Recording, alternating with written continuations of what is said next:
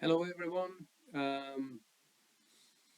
Unfortunately, a few of the slides on API collapse were not in the presentation for some reason on the last lecture number 4. So we made the best out of it in class, but it became a lot less easy to understand, a lot less pedagogic. So I decided to make this slight extra, this slight presentation extra to complete API collapse for you guys.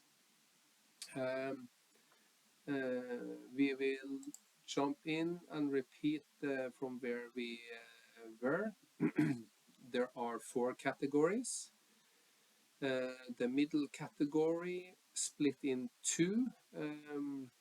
The one category where you have a combination of the yield and the geometrical dominating mechanisms.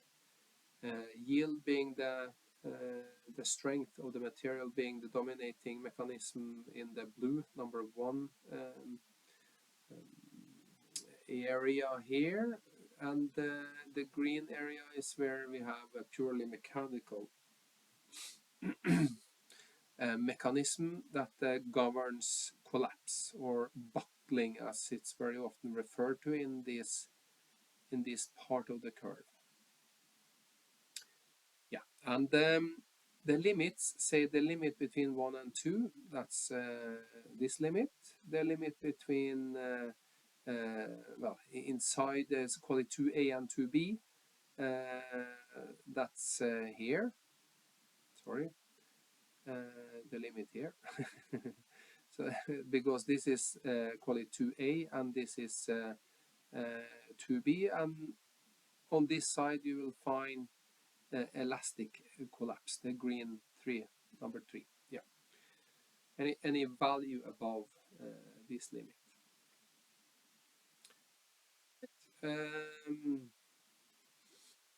As you guys can see, I added this star to the slide stack, slide pack, and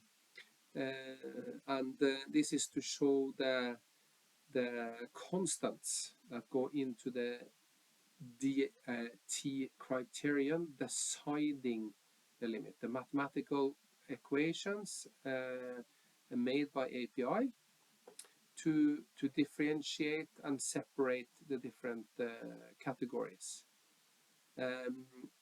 These are fairly much worse to look at than what they actually are. There's basically one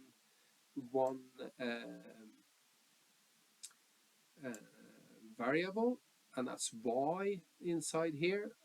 Everything else would be constants, and the y is the yield strength. So if you're investigating for say L80, it would be 80,000 psi. Substitute the y, and you get the F1, the F2, F3, and then as you can see, F4 comprises F2 and F1. And if I'm not mistaken, there is an F4 in here which comprises and gets the F5. F5 being only in the criterion here. Yeah. All right. So these constants, they help us separate and find which yield, which collapse criteria mode, collapse, that's the word, collapse mode, yield strength collapse, plastic collapse, elastic collapse, and plastic collapse, and then elastic collapse modes, because they all have different equations, as we talked about. Now, we talked quite extensively about yield, and when you're talking about collapse due to yield, that's not a true collapse. It's rather an external pressure,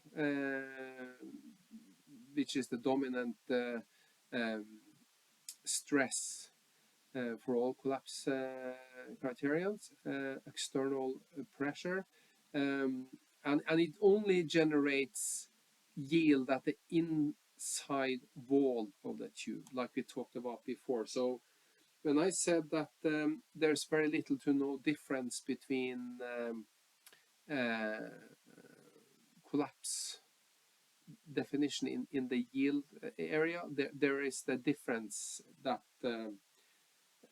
you're missing the through wall yield part. It means that there is an built-in safety factor also for the yield strength collapse criterion for API collapse.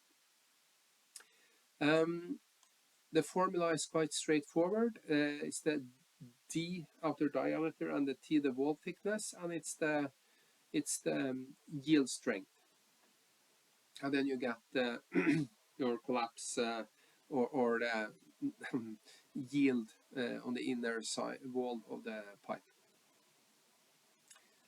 Yes.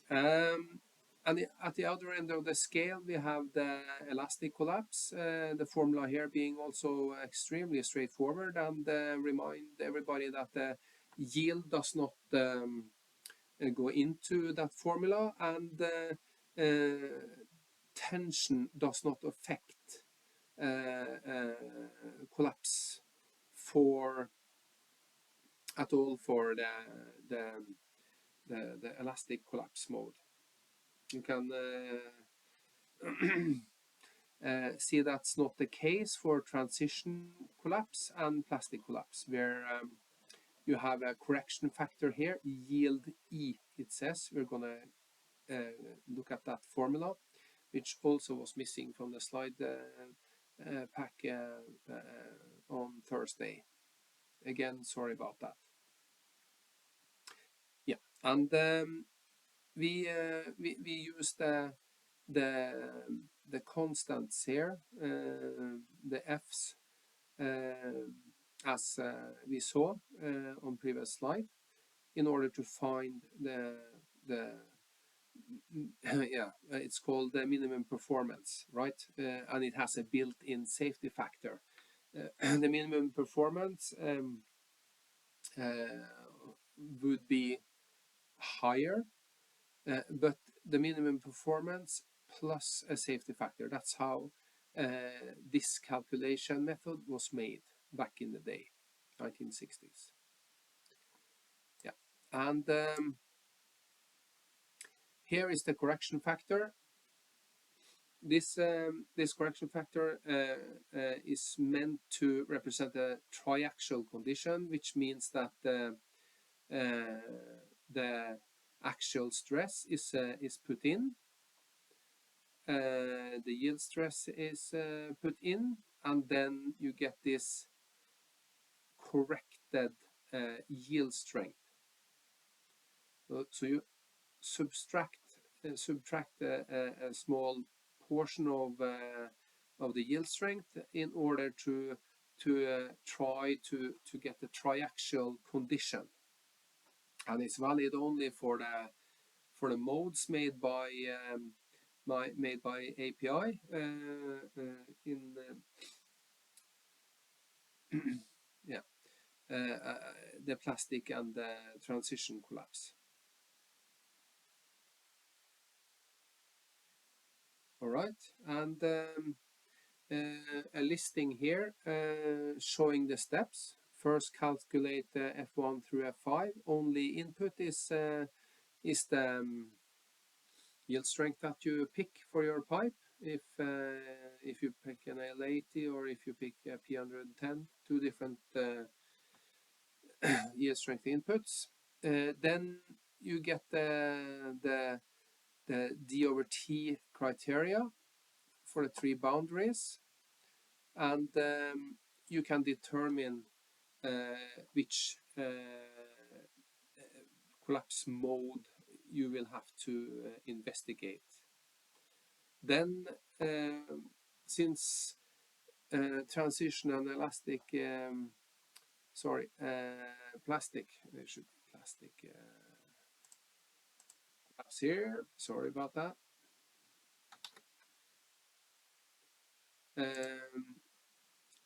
Correction for actual stress that is valid only for transition and plastic collapse, and you apply the formulas and you for the relevant collapse mode. Note that should the D over T criteria be very close to one of those boundaries, calculate both modes and select the lower rating.